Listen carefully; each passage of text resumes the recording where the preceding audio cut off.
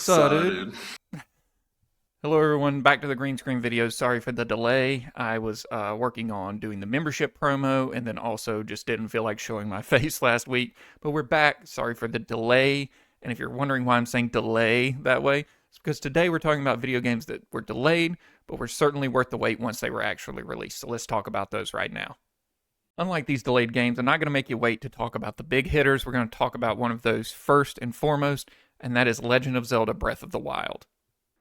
Most people may not know this, but the game was originally meant to be released in 2015 on the Wii U, but was delayed for 2 years and released on the Switch in 2017. I think it would be an understatement to say that this game was well worth the wait because it is considered one of the best modern Zelda games of all time, creating an open world and side quests and all these things that most other Zelda games did not have, at least not to this extent with this magnitude of amount of side quests and world to explore.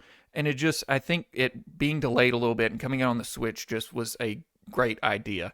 I don't know if it was their idea originally, but I think overall it made sense to release this on the Switch. Not to mention that the Switch is portable, you can move around with it much easier, and this game took up so many people's time and so much time that it was nice to be able to just port it around with the Switch. I know the Wii U was portable, but it was not nearly as portable as the Switch is. And I have friends that are still playing Breath of the Wild, still getting stuff done, still just goofing off with all the things that you can do. And it just, I think it was well worth the wait of 2 years. All right, this one's just a personal choice for me, and it is one that had one of the longest waits, at least for me. Some people may not care, but Kingdom Hearts 3, holy crap, 14 years. We had to wait 14 years from 2 to 3. Now, yes, I know we got all those like supplementary games in between, but nothing beat the mainline games of 1, 2, and 3. And 3 was not, it was good. It was very, very good. I think it was worth the wait, and the fact that we had advanced technologically so far in gaming from 2005 when 2 was released and 2019 when 3 was released, and just seeing how much had changed and how much had advanced that allowed this game to be beautiful, smooth, fun, just climactic. It's a great game, and I go back and play 3 occasionally. I still go back and I just 1, 2, and 3, and then a couple of the subsequent games are just so incredible. But Kingdom Hearts 3, to me at least, and I'm sure many, many others, 14 years was quite a bit of a wait and a delay, and we just kept thinking we were going to get it sooner than we did. But once it finally released, it brought back so much nostalgia, and it did everything right. It was just a beautiful, wonderful game that was well worth the wait. All right, one last Square Enix game, I promise, and then I'm going to move on to other publishers, producers. Final Fantasy 15. It had been so long, and the game had changed in so many different ways. It was supposed to be a Final Fantasy 13 spinoff of some sort. Final Fantasy 13 Versus, I think it was supposed to be called. But it just got delayed, and I had not really enjoyed Final Fantasy since 10. Like, I had played 12 and some of the 13 ones, which are not that, 13 is not that bad. But I had been waiting for 15, and once we finally got it, I know some people didn't like it, but oh my god, did I love it. I put probably 100 hours into that game, did everything you could do, which is rare for me. I'm not usually a completionist, but with Final Fantasy 15, and this may have said something about what I had going on in my life, but I had plenty of time to just do as much as I could in that game.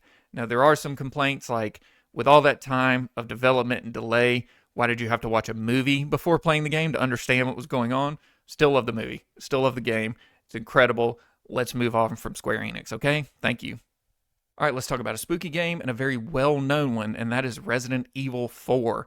It had multiple versions that were scrapped before we got the final version that was released in 2004 on the GameCube, and boy, what a game it was. It revolutionized gaming in a lot of ways. It created, and just, I think, not created, but perfected the over-the-shoulder viewpoint of the game. And so many games since then have taken from Resident Evil 4 to learn how to do that over-the-shoulder combat, shooting, just gameplay mechanic that I think Resident Evil 4 just does so well. It is, I think it's a 10 out of 10. I think it's one of the best games ever made. I know that's probably just a very not hot take and just is what it is, but I think it was so worth the wait, because imagine if we had gotten one of those scrapped versions that maybe would not have been as good, and we wouldn't have what we had today, which is Resident Evil 4 changing gaming in the way that it did. I don't know why it was on the GameCube. I'm sure there's reasons why. I didn't look it up, but I know that that's what it was released on because we had it on the GameCube, and I was like, this is weird. Nintendo's for kids, yet they're selling Resident Evil 4, and that was like a big deal back then that they had kind of broadened into selling horror games like Resident Evil 4. But man, what a beautiful game. I love it. I know I just released a video called Resident Evil 5 is my favorite, but Resident Evil 4 is just one of the best games ever made, I think. All right, let's talk about a game that is very popular right now because of a television show that was just released, and that is Fallout. Did you know that Fallout 3 was actually delayed? Technically, Fallout wasn't even owned by Bethesda in the beginning. Fallout 1 and 2 were done by Interplay, and then Fallout 3, titled the Van Buren Project at the time, worked for about 5 years in development and then was canceled.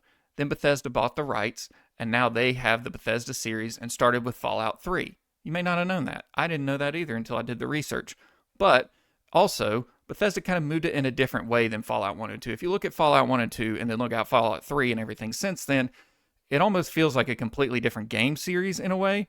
Outside of the story and everything, the story changes, but I think it's just a complete tonal shift in gameplay and game mechanics, and just Bethesda kind of redid what Fallout was, and that started with Fallout 3, which I think is a great starter to what Fallout became. It's a TV show now, but had multiple iterations of games from Fallout 3, New Vegas, Fallout 4, 76, to now a television show. So I think Bethesda did well with it, for what it's worth with Bethesda.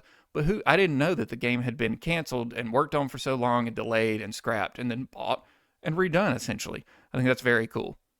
All right, for my last choice, I'm going back to the JRPG genre and talking about Persona 5. One of my favorite games of all time, what I consider a perfect game and one of the best RPGs of all time, I think. And that's just my opinion. I know you can think whatever, but I think it's one of the greatest RPGs of all time. And I did not know that it had been delayed for so long. I didn't buy the game until 2019 and get hooked and play it and fall in love with it. But it actually was supposed to be released in 2014, but wasn't actually released until 2016 in Japan and then 2017 in the US and other countries. I did not know that it had been delayed that long. I didn't know that there were such long gaps between the iterations of these games. I've gone back and played some of the others, but I did not realize that there was such a gap between all of these. I'm waiting on Persona 6, and to think that it's been 5 years since I've played the game, but even longer, 7 years since the game actually released in America and other countries. To think that who knows when we'll see Persona 6, and if it'll be as good as Persona 5 was. I'm sure it will be. I love the Persona series. Thank you for watching this green screen video. I hope you enjoyed. If you have any games that fall into this category and you would like to let me know that you enjoyed them, let me know down below in the comments. I love to reply to people, have the conversation, because my list is not the definitive list. It's just a list of items that we picked. So I hope you enjoy. If you like the video, you can subscribe, like, all that good stuff. I appreciate you can even become a member for $2 a month. That's very cool. All kinds of perks with that. Thank you for watching. I love you. I'll see you in the next subscribe. Okay, subscribe. Bye-bye.